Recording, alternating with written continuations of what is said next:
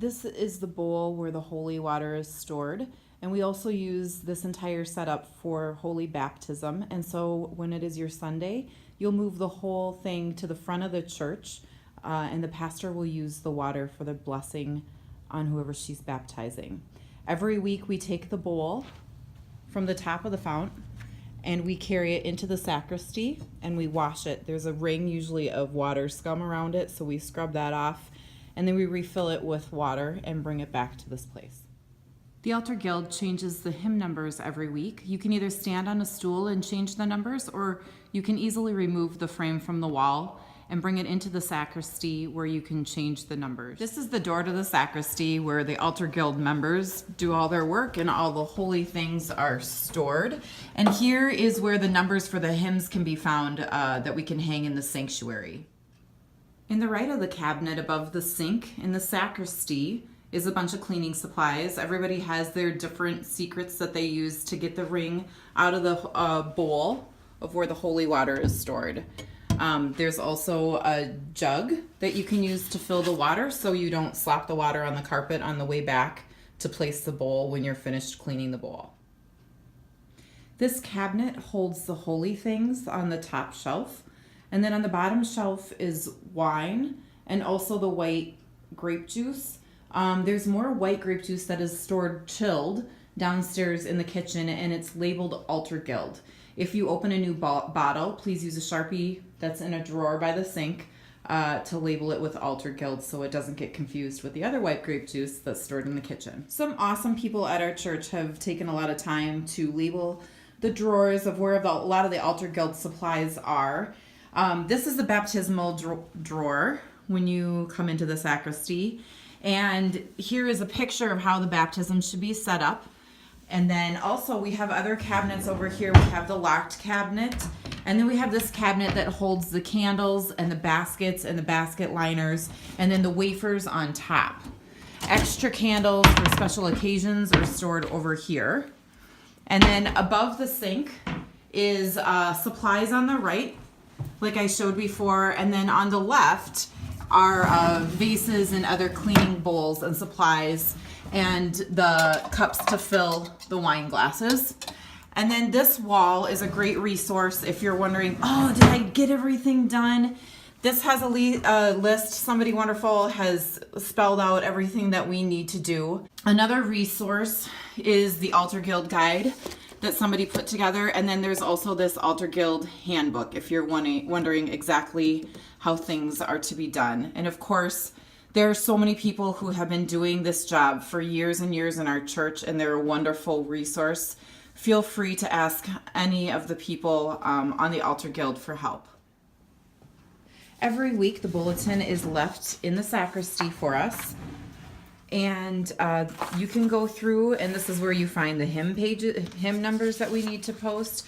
Also, you can look to see, there's the hymn number, if there's a baptism that we need to set a baptismal fount out for. In our family, one of the favorite jobs is to get to fill the small glasses.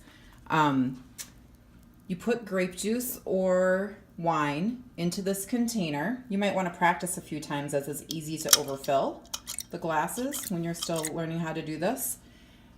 And then you just tap the red button and fill. See, I already spilled. I tend to save those six for the grape juices, and then all the wine glasses around the outside 2 rows we use for wine. When you're setting up for the glasses for the 8 a.m. service, you're only going to need 2 trays. And when you're setting up for the 10 o'clock service, you'll need to fill all 4 trays. There is a schedule that's hanging that tells you which Sundays need trays for 8 o'clock and which ones need it for intinction. So you can always look at that schedule so you know how many trays you need to fill. When you're done filling the trays, there is a bottom that you can place under the tray, and then there's also a top. All the tray supplies are kept in this cabinet, and you can find them there. In the top drawer of the locked cabinet is where we keep the silver, and we keep a flannel bag around all of the silver, and when we put it away, we do our best to keep even fingerprints off of it so that the oils don't deteriorate the silver. This is the picks. This is where we keep leftover wafers after the service is over. And then we set that out on the table by the altar so that if they ever need any more wafers during the service, if they run short, they'll refill the trays or the plates with those.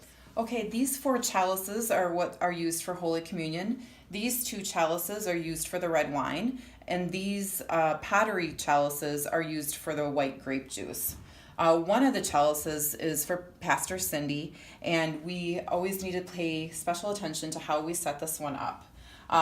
All 4 of the cups should be filled about 2/3 full of wine or red or white grape juice, and I'll show you about what that is.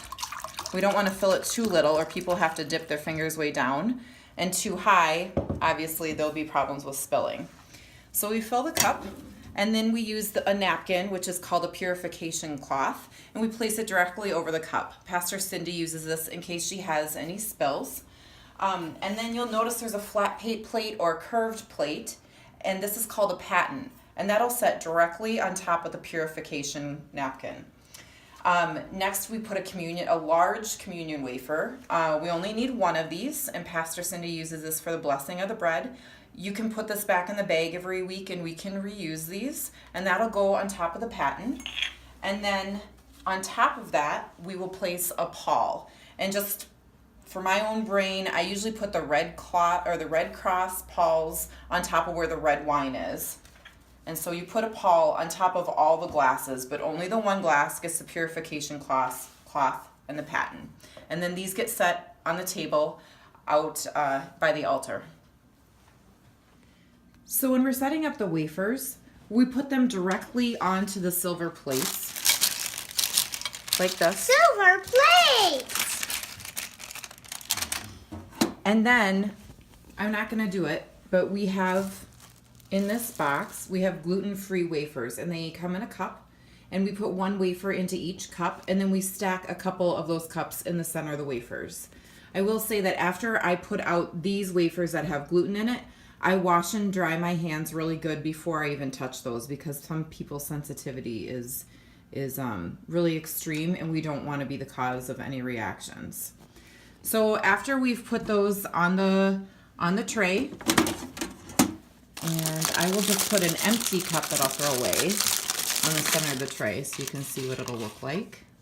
Then in the drawer, there's some doilies, and we cover the wafers with the doilies, just kind of as dust cloths.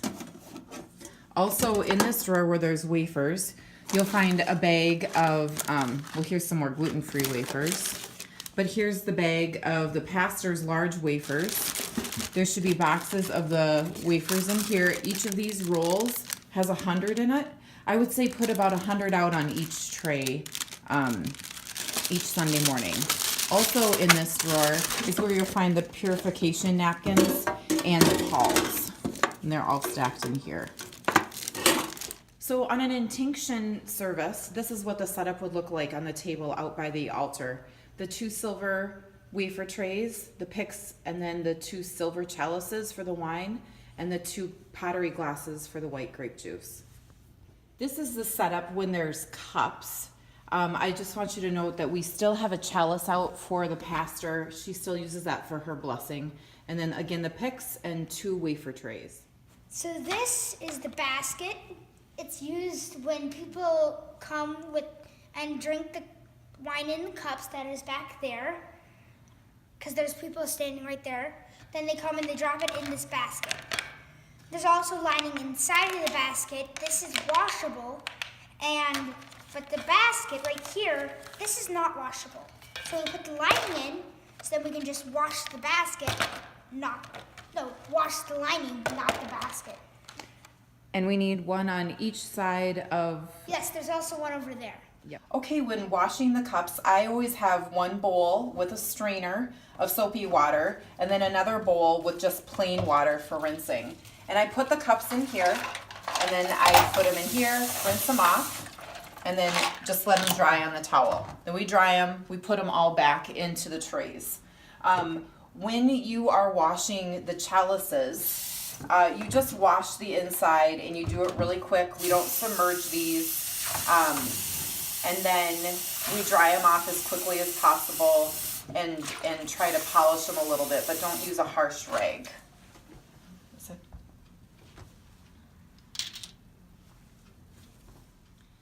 This is the Eternity Candle, and Pastor Cindy and Chris have been changing those on Thursdays. So the Altar Guild is no longer responsible for those. However, if you were to happen to come in on a Sunday or a Saturday and you notice that the candle was burnt out, please feel free to either ask somebody to change it or change it yourself. The Eternity Candle is always shining because God's love is always shining so bright because he loves us. When setting up for holy baptism, the baptismal fount that's usually in the back of the church needs to be carried to the front of the church. And then also the Christ candle should be brought out. That's sitting back in the sacristy. You need to have this set up, which you can find all these supplies in the baptism drawer back in the sacristy. And there's a silver shell and there's a bottle of oil, and you just need a couple drops of oil that you place in the shell for the pastor. And then there's individually wrapped linen napkins for the baby that can be taken out of its package. And then the baby's candle can also be taken out of the package. And you can put, the box for the candle on the front pew so the family has it to store their candle in when they leave. And then the ewer should have hot water, really as hot as you can get it in it, because it'll sit out for a half an hour before we use it on the baby, so it'll be warm by the time it's used for the baby's head. So you can see how tall the candles are that are on the altar. I think they're about 16 inches when they're brand new, and we just replace them, clean off this gold piece and put it on the top, and then we let them burn till they're at least 8 inches, but we change them usually between 6 and 8 inches on the candle, so you can kind of see where that is. It's about that high. And then the same thing with these candles. These candles come 17 inches high, and we let them burn to somewhere between 6 and 8 inches. We don't like them to get much lower than that. This door is used to, it's used when the pastor puts the extra communion stuff that's on this table, when it's done, on this, and then we take it and we clean it. And that's the cleaning position. Peekaboo! My name is Tenley Johnson, and I would like to say that I have made a lot of mistakes myself on the Altar Guild, just little mistakes, but everything always seems to work out and be taken care of, and this church has been nothing but filled with patience and grace, and don't ever worry about if something's not setting in the right place or if something got missed. It'll get taken care of. Pastor Cindy always says, all I need is a little bit of wine and a little bit of bread. Thank you so much for helping.